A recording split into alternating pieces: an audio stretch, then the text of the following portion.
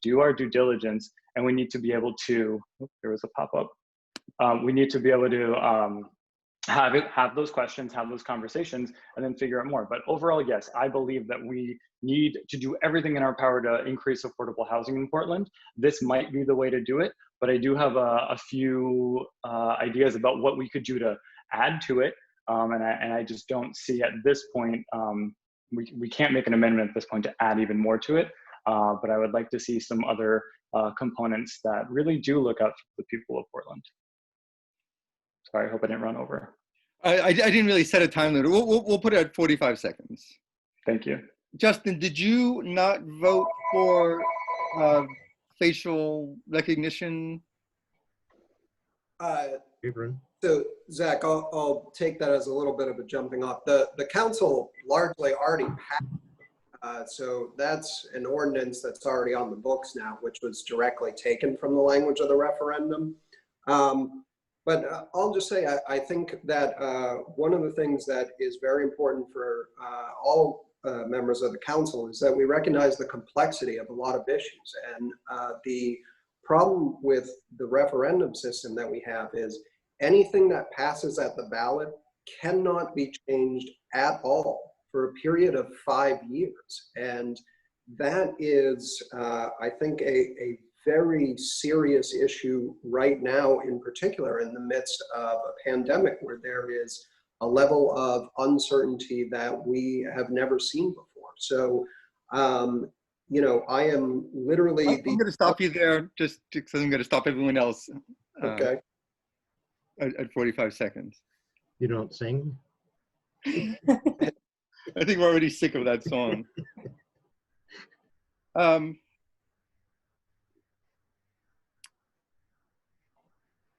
Ron Gann, I know that you're a builder. What's your objection to the Green New Deal? Well, first of all, I don't think it's been well thought out for a start. The concept is good. And I think that when Andrew spoke about climate change, as he wove together all these other elements, I don't believe the referendum is the place to work on it. You know, I'm not going to sit here and say that it's going to cost us more, but it's likely to cost us more. But we're not building anyway right now. We're not building any market rate housing in the middle. So adding more rules or more regulations doesn't seem like the best way to go. Thank you. Rosemary, what's your objections to Airbnbs or short-term rentals? You're muted.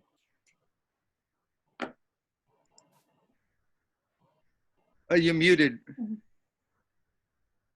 Pretty good method if you don't want to answer a difficult question. Well, that's right. And I was hoping you'd ask me about the minimum wage, but I'll talk about Airbnbs.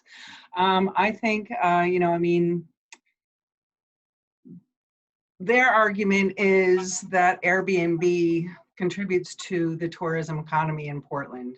And, you know, that may or may not be true. But what I see is it detracts from the available housing for the rental market, which is already precious few.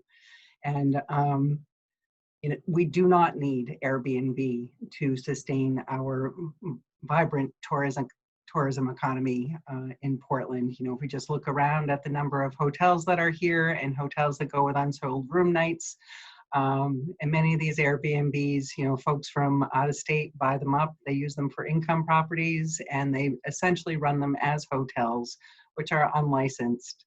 So I really do like the idea of I'm going to stop you there at 45 seconds. Did you answer the question well? Zach, can I ask a question? Because I think this might be regarding the Airbnb. How do the people that are supporting it know what the end result will be if we eliminate Airbnbs? That's what I'd like to hear, is tell me what you think is going to happen after we eliminate Airbnb. Okay. All right. Thank you for giving us all something to think about. what question have we not? John Coyne, minimum wage, $15 an hour. You voted against it. You'll say you won't be supporting it.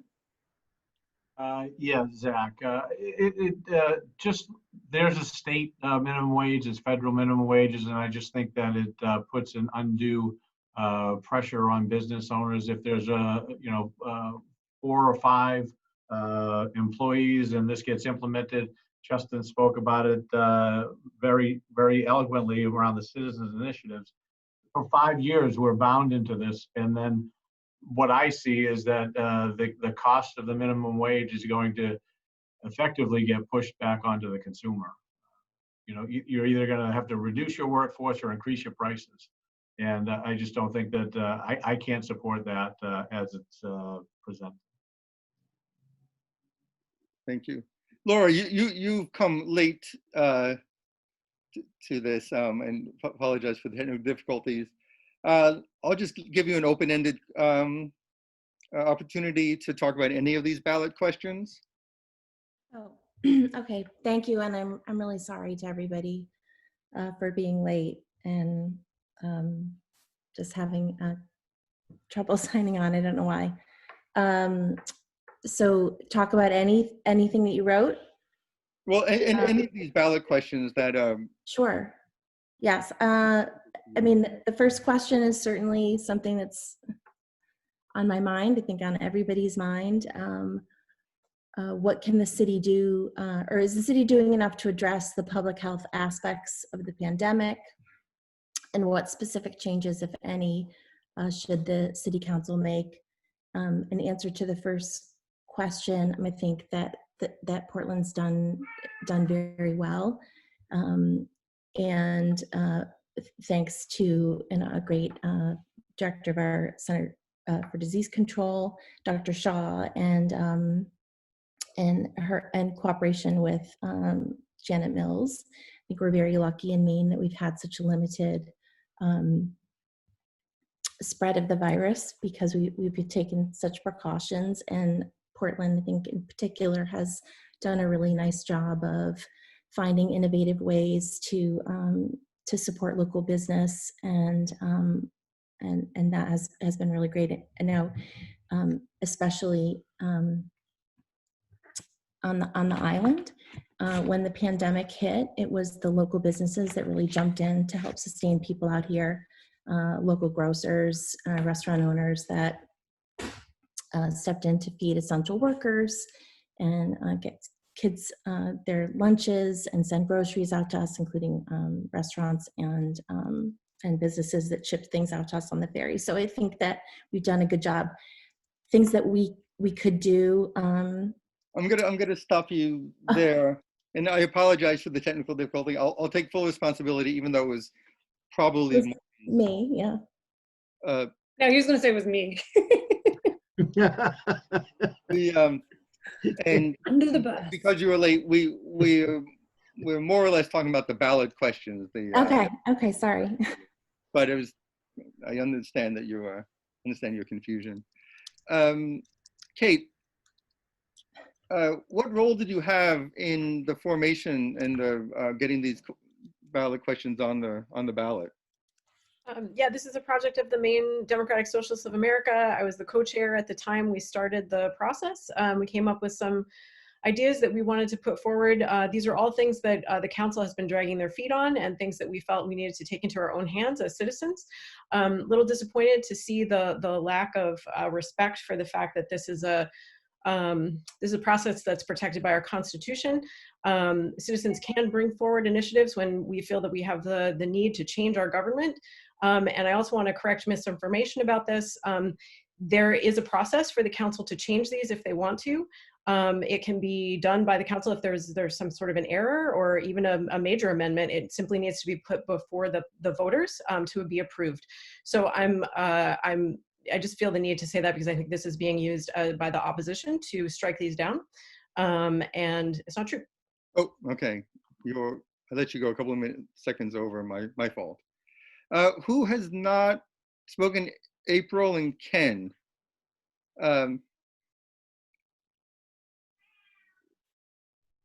Ken, is there anyone you would like to particularly engage on any of the fellow candidate that you'd like to engage on any of these questions? Do you have a question for them, or perhaps you?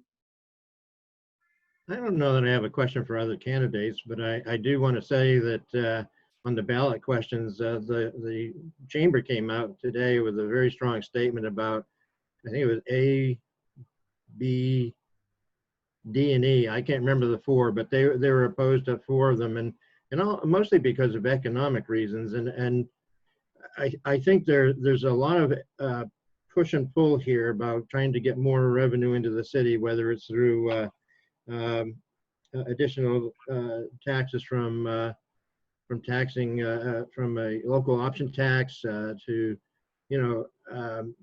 increased wages for minimum wage. I mean, the top minimum wage is projected to go to $22.50 for what would probably turn out to be a subjective decision about whether there's a disaster or not. I mean, we get flooding on the waterfront, and that could be deemed by somebody, a mayor or a manager, and say, oh, that's a disaster. So for the next month or two, or stop you there. Thank you. April, I'm going to ask you to talk about why you support the Green New Deal, and if you can, could you put some mention of the understanding of the inclusive zoning aspect of it?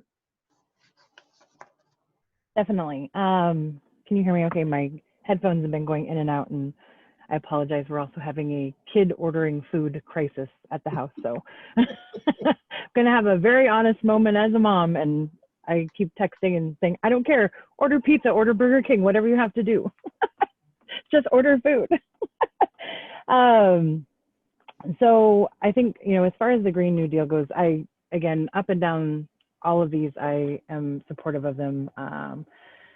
I think what really strikes me as most important for me in this Green New Deal is I like that we are increasing, the quantity and affordability of affordable units. We've mentioned before that looking at, affordable housing is when we look at including other areas outside of Portland, like Cumberland and Falmouth and Scarborough, they create this larger median area income, which isn't accurate for what actual Portlanders make. So I think making sure that our actual affordable units are affordable is huge. Another thing that I think as far as inclusionary zoning goes, making sure that we have, again, more housing at an affordable rate. And then the other piece that I really am passionate about for this particular one, and I'm going to try and talk really fast, is that making sure that as we have developers coming in to build these new buildings, that we're getting workers paid the right way. So we're not using certified electricians as laborers, we're actually using them as electricians. I'm going to stop you there. Yep, that's fine. Yeah. I'll let you go a little over. I apologize to the other candidates. My own weakness of All right. character. That concludes that round. The next round is actually a visual round. We're going to do a couple of rounds of just sort of quick, going through a couple of quick sort of knowledge rounds. So I'm going to show a series of pictures, and whoever raises their hand first that recognizes the place, I'll call on you. And then you just name either the object or the location or whatever, just name what you see in the picture. So I'm just going to go ahead and share my screen. Not just, if you recognize it, raise your hand in general. Mm-hmm. Because someone gets it wrong, then we'll get to go down the list. Sure. Yeah, but I'll go on with who raises their hand first, I guess. help at school. No, I'm sorry. All right.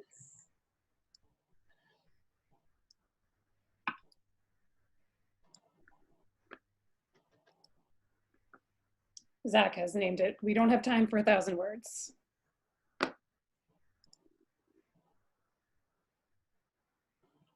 It's either I see Monument or Longfellow Square. I saw Laura's hand first, I thought. Yeah, it's Henry Wadsworth Longfellow statue from. Excellent. I've run into a problem. I actually can't see you all. Can anyone see everyone? Yeah. I can only see a couple of people. Go Yeah, up under view options. I can't see and everybody. hit screen. Well, I guess just shout it out. If you know what it is. So we're gonna go, so that's Statue of Henry Wadsworth Longfellow.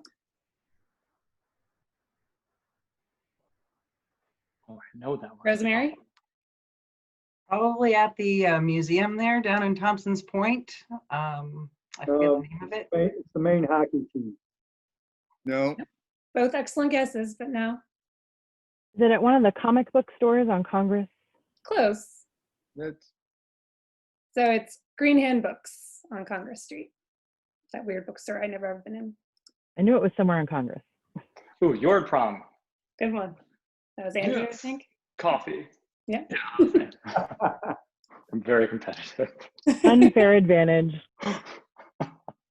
fix. Riverside Shelter Site. That was a little That clue in one. case no one could get it. Proposed site of the homeless shelter relocation. Roy's Shoe Shop. That was John, I think.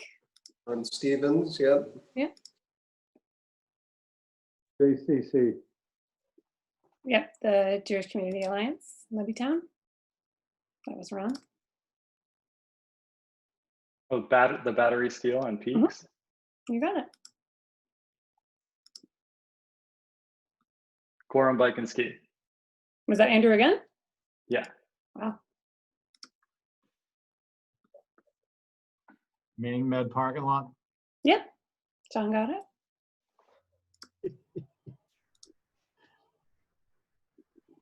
Civic Oh my Center God. or Civic the Center. arena. Oh, It's on Free Street. I think everybody got it on that one.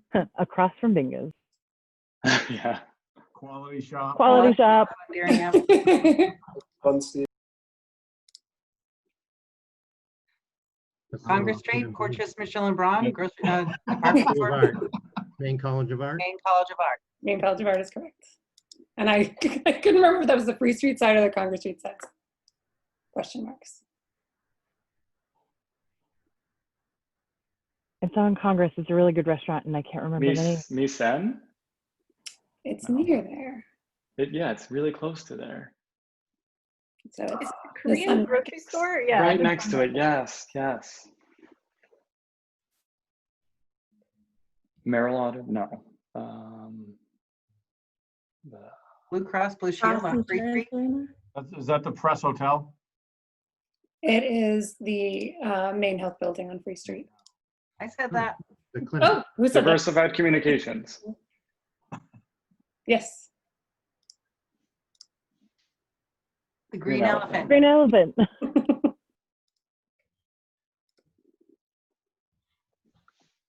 The That's that crosswalk. one, Munjoy, across from By the Easton. Western Valley. Washington Ave. I don't know. Munjoy, Washington Ave. Is that the behind the Pizza Villa? No, What isn't did they? Florence House. that Lawrence the- House is correct. Oh, Florence House, yeah. Red D put it in the chat. Thank you, Thanks, Fred. Fred. Red. He's doing the thing that we said not to do. Squirrel. It's an electrical box. It is. It is in the West End. All right. Well, hold on a second. Oh, Geno's. Geno's. I think Andrew got that first, but that was a close one. During high school. During high. During high school. Oh, yeah.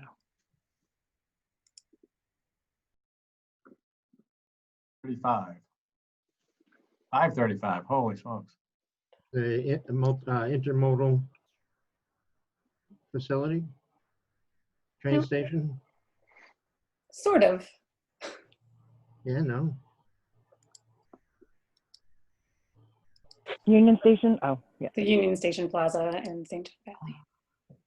The ferry? That's That's the the Casco Bay Lines. Yeah. I was gonna say it's a boat. Island Ferry. And that is that. Fun. Thanks for that. We thought it might be fun to add a visual component, right? That was great. All right. How much did everybody win? The right to say you live in Portland. That was good. That was a good catch. All right. And so Zach will take the next round. Okay, I was just helping out someone trying to get involved. Okay, so then this next section, I haven't been able to describe it very well, but it's called bidding war. And what we're gonna do is ask a question as multiple answers, and starting with one, if you know the answer, you can name one, you raise your hand. If you name two, name three, etc. So, and then You whoever, basically keep your hand up until you can't name anymore, and then put your hand down. for example, like say, who can name one primary color? Raise your hand. Red. But you don't say it. Don't give anything away, because you know you'll only helping your competitors. Who can name two? Who can name three? Who can name four? There aren't four. Yeah, exactly. Okay. RGB. Same thing. Another example. Who can name one Roman emperor? Who can name two? And then when we have one last hand raised standing, you'll get the opportunity to ring them all off. Okay, first question. Who can name one former Portland City Councilor? One what? Former Portland City Councilor. Who can name two? Who can name three? Who can name four? Who can name five? Who can name six? Justin, name six former city councilors. And you're muted. Sorry. Well, John Coyne, for the moment. Let's see, Cheryl Lehman, Karen Garrity, Ann Pringle, Dave Marshall, Kevin Donahue, David Brennerman. You want me to keep going? 1, 2, 3, 4, 5. I think you have one more. Oh, is that six? No, you got six. I got six. You want to throw one more in just to Yeah, throw Ethan in there. I don't know. It wasn't a counselor. As a counselor, but yeah. Okay, next question. Who can name one member of the State House delegation from Portland? Who can name two? Who can name three? Who can name four? Who can name five? Are there more than five? Can anyone name six? Who can name seven? Who can name eight? Are we at seven? All right, Justin, you're on again. So now I'll mess this up, but I'll try to go geographically. So you've got Rachel, Mike Sylvester, then working around, I guess we've got Matt Moonen, Eric Jorgensen, let's see, who am I missing? Mike Brennan, Ed Crockett, Ben Collings. How many have I named so far? 1, 2, 3, 4, 5, 6, 7. That's what I said. Heather Johnson. Who am I saying? There are 8 though. Heather Sanborn. Ben Chipman. And Ben No, there's Chipman. others. And Dick Farnsworth. Oh, Yep. yeah, of course. Okay, who can name one college or university in Cumberland County? Who can name two? Who can name three? Who can name four? Who can name five? Rosemary, 5? I'm going to start with Bangor Theological Seminary, Maine College of Art, University of Southern Maine, Bowdoin College, and Go on, BB. University of New England. Is that 5? Yep. Very good. I think there's also St. Joseph's. St. Joseph. The University of New SNCC. England now. SNCC. Next question. Who can name one mass transit agency operated in Portland? Who can name 2? Who can name 3? 4? Rosemary? I can name RTP, the Metro, the Downeaster, and the Concord Trailways. Very good. You could also say Cascabay Lands Ferry and Zoom Bus. South And Portland. in South Portland, I think, operates a bus. Thanks, Jason.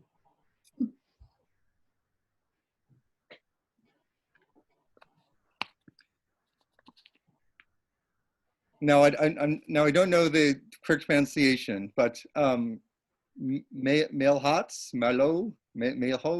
brand French Canadian foods are found in the French Canadian food section of Hannaford.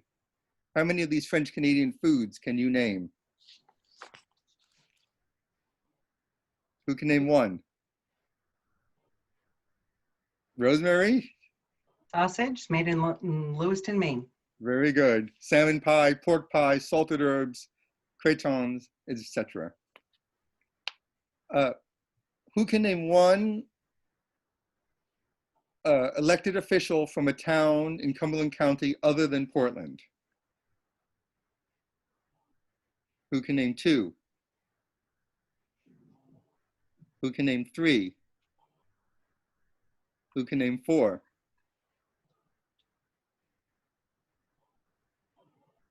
Rosemary? Elected official in Cumberland County? Yeah, towns Exclude in Portland? Cumberland County. Hmm? Towns in Cumberland County, not including Portland. Oh, towns? Yeah. Oh, Brunswick, Freeport, Westbrook? No, elected official from those towns. Oh, okay. I'm sorry, I didn't understand your question. Let's see, Susanna Hancock is on the school board in Freeport. Maddie Daughtry is currently a representative, soon to be a senator from Brunswick. Let's see, Westbrook. Drew Gatine is a representative there. Who else do I know? Gotta have one more, right? I think of a town. Victoria Morales. Very good. Print newspapers with a Portland focus. Who can name one? Who can name two? Three? Four?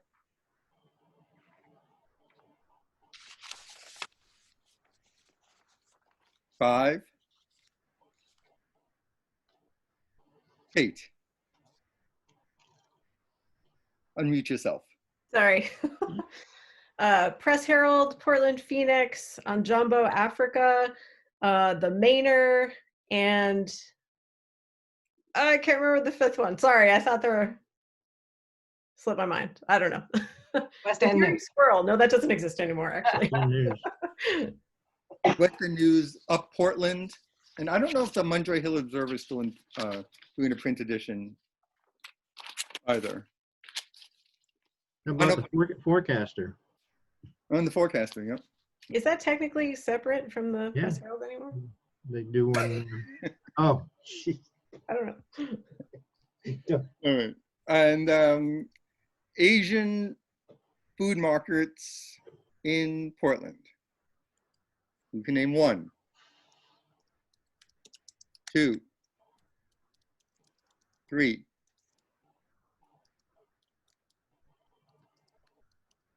Rosemary. Veranda Thai, the Sun Market, and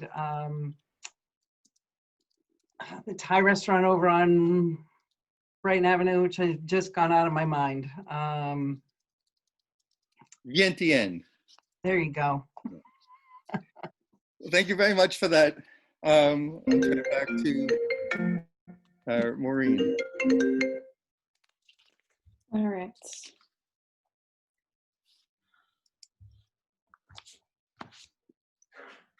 So, sorry, guys. In the interest of time, do you think we should skip ahead to the You Complete Me? I mean, I'm a bad person to ask because I'd sit here till 3 o'clock in the morning with these silly. I'll join you on that. I don't know. I think we're getting to the point where I think we might want to move forward a little bit further. if that's okay. Very with you. well. I mean, I can do this one if you want, but we're going to go in alphabetical order. It, Go for it. Reverse alphabetical order. Reverse of alphabetical order. All right. So I guess this is a section called You Complete Me. And the idea is that you complete the following statements. So we'll start with backwards with Andrew. So he gets to go first. Thank you so much. So I'll basically say, you basically have to let me know the last word of the phrase. So for instance, single room Occupancy. SRO. So we're making, they're completing these little acronyms. So next it would go to School resource officer. no, single room occupancy is correct. Oh, then, well, it worked there too. yeah. So then for Kate, it would be area median Income. AMI. That's correct. So then for Rosemary, traffic demand Study. management, TDM. And then for Laura, naturally occurring retirement. Oh, did she leave? Laura's not here anymore. Oh, I'm sorry. So we'll go to Ron. Naturally occurring retirement. Income? It's community, NORC. Nork. Nork. So for April, so Portland, South Portland statistical. Can you say that again? Sure. Portland, South Portland statistical. Area? You got it. For John, we're going to do short-term. You're muted. Rental. Yep, STR. For Justin, Health and Human Services, public. Safety. You got it. And then for Ken, institutional overlay. Zone. IOZ. Back to Andrew, accessory dwelling. Unit. And then for Kate, Americans with Disabilities Act. And then Rosemary, it's going to be capital improvement Project. plan, CIP. For Ron, floor area. Ratio. Yep. For April, transit oriented.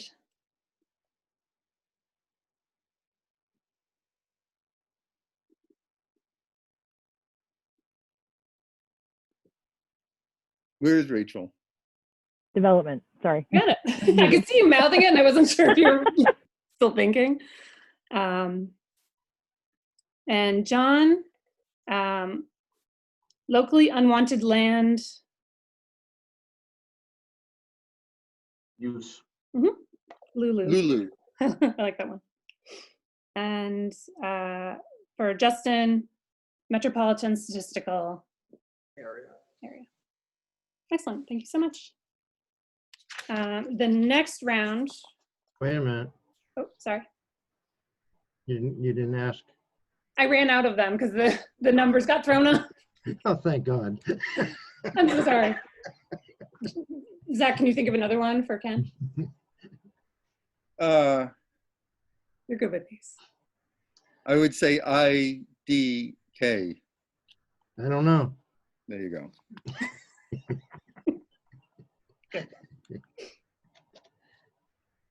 All right, so the next section is called Spot On, parentheses, on the spot. There's gonna be 10 questions and going back in alphabetical order, starting at the beginning again. I'm gonna have you pick a number between 1 and 10. And whatever question you choose is the one that you get. and you'll get 60 seconds, Zach, did we say? Yeah, 60 seconds. You could ask for another, 30 if you feel you need to. Mm-hmm. So they're just random questions, and whatever number you choose has a question associated with it. Oh. So we'll start with Ken. Just choose a number between 1 and 10. 13. 9. I'll go with 9. How would you handle constituents that you do not agree with? I've already had that happen. So the first thing you have to do is listen. And that's what I would like to do, is listen. I would also, which I did in this case, ask the person to do a little more research. What often happens is when somebody comes to you with a question, they want you to go research it and do all the background stuff, and then so that you can find the answer. And I think as a counselor, you're kind of busy, so you need to have the constituent do a little bit of the research and share in the workload, and explain the differences between your point of view and their point of view, and ask them to find a compromise. Okay, very good and concise. I didn't think it was that good, but. All right, so next we'll go to Justin. Pick a number between 1 and 10, excluding 9. I'll do 4. How many neighborhood association meetings have you attended in the last 6 months? Do you expect that number to increase or decrease if you get elected to the council? I think it would stay about the same, and unfortunately in the pandemic, that's 0 to 1, I think. I'm not sure offhand.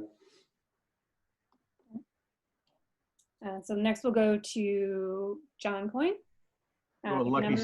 Lucky 7, I hope. Lucky number 7. How do you intend to engage and give your full attention to issues that you find boring or just don't care about?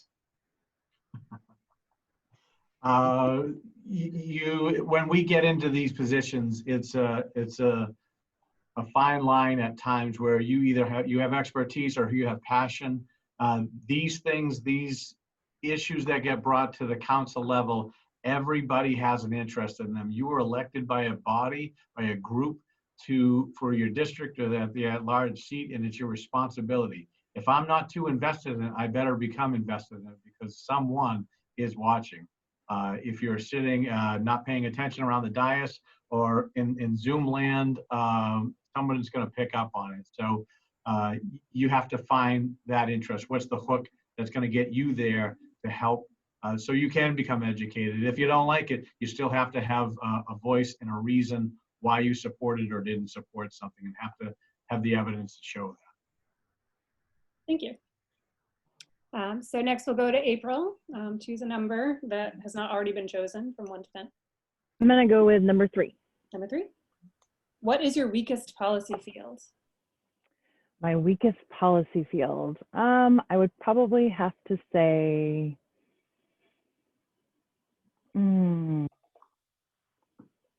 I don't want to say I'm an expert in everything, because that would not be accurate. I think probably some of the, gosh, I kind of have a little bit of each. I would say probably the financial aspect. So budgeting, I've done some work around school budgeting at like a district level, what some of the class have done, and then from a business perspective have done that, but there's definitely more that I can learn just about city budgeting itself. Thank you very much. So next we have Ronald Gann. What number would you like? 2. 2. Outside of council and committee meetings, how many hours do you anticipate spending on council business? Would you drop something else from your life to make time? Well, there's no answer to that question for sure. I don't really know the answer to that. You know, this is my first foray into politics, and I don't know what to expect, and I will just go with the flow. So do what is needed, but to quantify it, you know, I don't think I can do that. And I also have to leave the meeting now too, I'm sorry. Well, thank you very much for joining us. Thank you for having this, I appreciate it. Bye. Thank you. And I think we lost Laura also. So I'll move on to Rosemary. Just pick a number.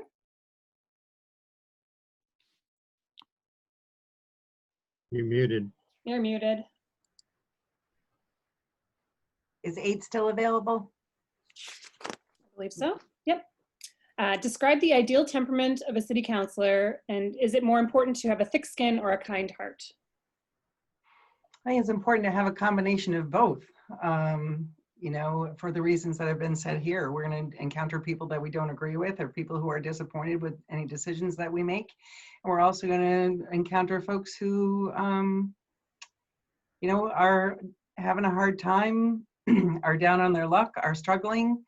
And I think it's important to be able to flex and adjust to meet the person where they are and to address their needs in real time and real attention. Excellent. And then Kate, I can let you know what you have left to choose from. What's left? 10? I'll take 10. Is number 10 available? There is a 10, yep. Okay. What would make you a good COVID era counselor? COVID era. Interesting. Well, I have worked in the healthcare field for about 15 years, and I understand aspects of health and well-being from that perspective. And I think that one of the things we really need to do is take a broader look at public health. Public health is more than just making sure that people don't get the virus. It's, you know, about all of the other physical health issues that we have, but also about mental health. One of the things I think our city could be doing for us right now is to have more joyous activities that look towards the future with hope. You know, people are terrified and people are anxious, and I am naturally an optimistic person, and I believe that we're heading in the right direction as a species. I see a lot of hope on the horizon, and yeah, I'd love to bring that perspective to the council and to bring that perspective to the district, and, you know, spend my time walking around and dreaming about amazing things that we can do in the future. Good time, thank you. And then Andrew's there. Andrew, you have 1, 5, or 6 left to choose from. I'll take number 1. What is your greatest fear if you get elected? Oh, man, this just turned into Fear Factor. My greatest fear if I get elected. These are also like my kind of questions because they're like hitting you like right here. I think my greatest fear, I'm someone who is just like very empathetic, and I am a helper. Like I just really genuinely try to help people and go to them when they're in need. And my fear is that I can't help everyone all the time, and even if it's well-intentioned and you want to. So I think that that's going to be a hard part as a non-politician myself, who is used to being able to just act, like do and act in the moment. Sometimes you can't do that at the municipal level, and that doesn't mean it's, you know, there's ill intent behind it. But yeah, I would say my biggest fear is not being able to do all of the things that I want to do to help the people of the city. Thank you very much. All right, and Zach, do you want to take the final round? The final round. The questions, I suppose,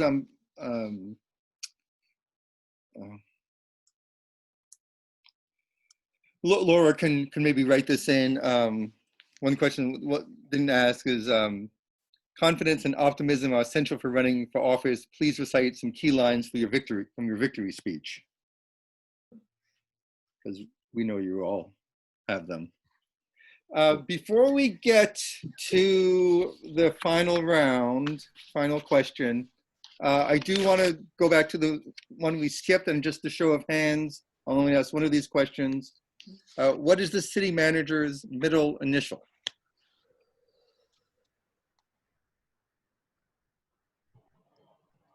Is that the, oh, April and Andrew know? Rosemary? Justin knows? April, you want to take it? It's Jay, right? That is incorrect. Andrew, you're not muted. I thought it was J. Is it P? It's P. Yeah, it was one of those. You know what that stands for? Oh, We're not that close. I put that, I asked that because it's mentioned that several times at the beginning of every council meeting. Zach knows all the emails he writes to John too, so that's unfair. Okay, so the final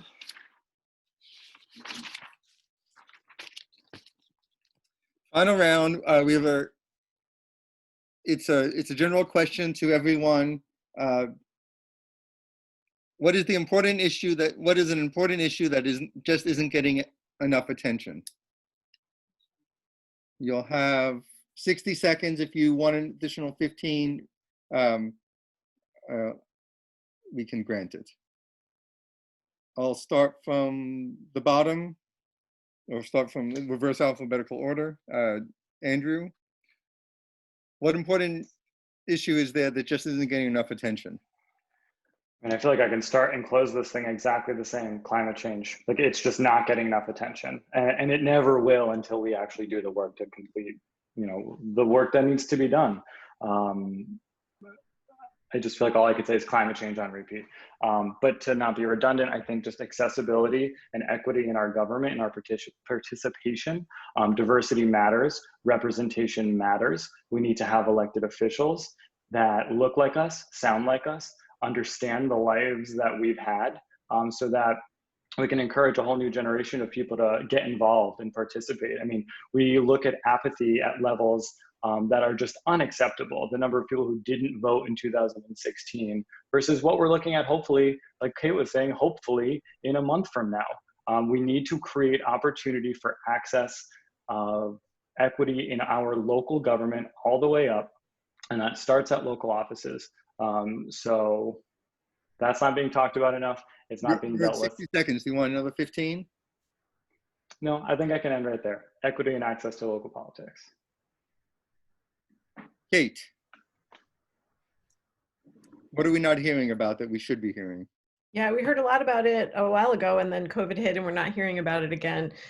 We need to move forward with the property tax revaluation. We are overdue, we're out of compliance with the state, and to delay that property tax revaluation because the market is going to adjust merely benefits the people who own property on the peninsula and who have benefited from not paying enough in tax for the last 5 or 10 years. So I really think it's critical that we look at tax equity in Portland. We are very limited in the ways that we can raise city revenue, and and our expenses are shifting all the time. And when we ask the middle class to pay more than their fair share, we are merely just widening that wealth gap. So yeah, we need to be really looking at restarting that property tax revaluation. Thank you. Rosemary, you're muted. Mm-hmm. Okay. Usually stay on mute. I usually stay off mute. Anyway, during this forum or generally in the city? Generally in the city. What is? Okay. Well, I think that we're not hearing a lot about what kinds of improvements we can make to public transportation to make it a really usable and vital system. We have limits as to the effectiveness of our public transportation system, but we should be talking more about light rail. We should be talking more about expanding metro services as it does now between communities, but also across town as well as in town. And dealing with the issue of transportation and overall topic. Figuring out ways to eliminate. I guess we are talking more about how to eliminate car traffic in Portland, but what can we do to enhance or supplement that, and how we can change it in a broader context in terms of making a more comprehensive public transportation plan for the 60 seconds. Do you want another 15? I'm good, thanks.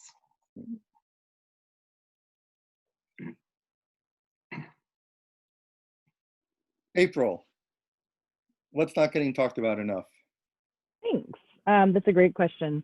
So I think one of the things that's really important is as we're making the different policy decisions, we need to make sure that we have everyone at the table that they're going to impact. And so we had people that were literally sleeping on the steps of City Hall, and it seemed to take more than a week for our city leaders to go out and meet with the people that were sleeping in tents. We also have lots of people that are missing from conversations about race.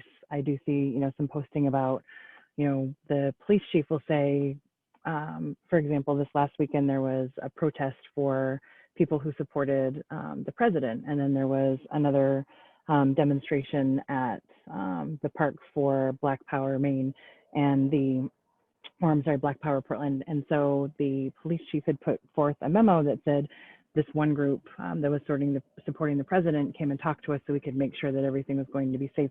This other group didn't. And so if they didn't come to us, then, we can't help but make sure they're safe. You want another 15? Like 15 seconds. Yeah. So I think it's not about waiting for these different communities to come to you. It's about you going to these communities and making that connection. Great, thank you very much. John Coyne, what should we be hearing about? Ditto to what everybody said. That would be the short answer and the easy answer. I am 100% on board with April on this around the openness and inclusivity and bringing voices to the voiceless. And how do we not just bring voices, but how do we have access? These forums have been fantastic for us because there's much more access for folks that might not be able to get to city meetings or might not be able to access, get into City Hall or things of that nature. Getting out into the communities, getting out to the neighborhoods that we're representing, and listening to those people who want change and want different things and bringing the ideas forward. A large thing I think would be local options taxes. Every place that we travel, all the destinations that we go to, there's that little added thing on the bottom that nobody really pays attention to. It's about time that the state of Maine gets involved with that. That's going to generate revenue, and it's not going to land on the backs of the taxpayers. It's going to land on the backs of the people that come here and spend their money, because Portland is a great place. It is a destination place. And I'd like to see the local options tax gain more traction. Thank you. Justin? Yeah, I certainly agree with the last couple. I guess I'll pick out one additional thing, which is getting very little attention, which is the school construction projects that we've been working on. Renovating our elementary schools has been a real Herculean effort that took a long time to get a question on the ballot a few years ago that was passed. The construction of Lyseth is going very well, and we are very close, literally in the next month, to being able to finalize the construction documents that will let us move forward on the renovations of the other 3 elementary schools. I chair the advisory group that oversees those, so I'm very proud of that.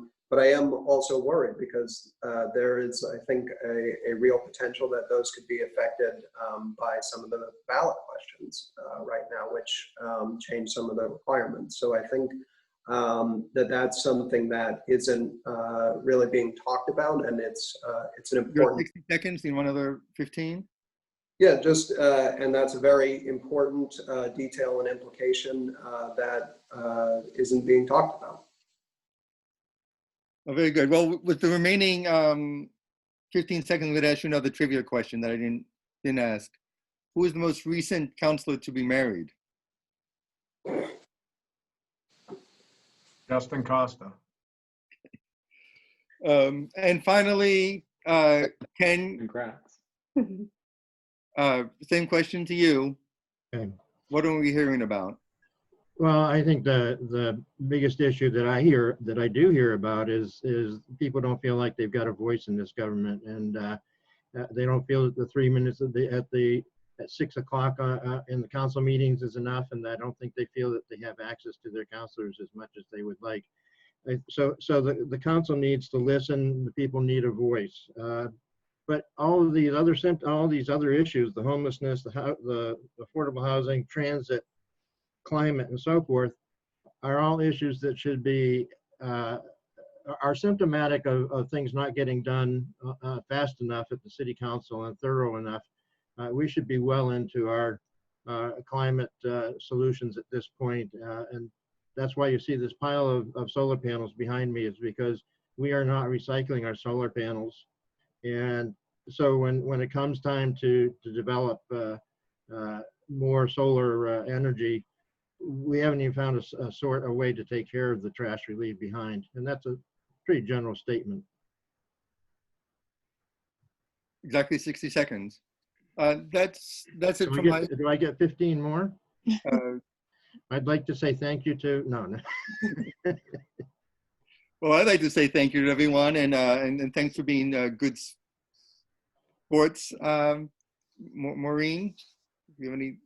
Yeah, I'd also like to thank Damon Yakovlev and Fred Dillon for helping on the planning committee, and for Zach for being my co-host, and for all the candidates. I wish you the best of luck, and I appreciate very much your attendance tonight. I'm sorry for any technical difficulties, but Thank you so much, everyone. Thank you. hopefully next time we can do this all in person. But And there are more debates tomorrow, the day after, and day after that. So yeah, I'll definitely be tuning in. So it should be. Oh. You guys have got a lot. I'm a lot very of work ahead. excited there. Zach.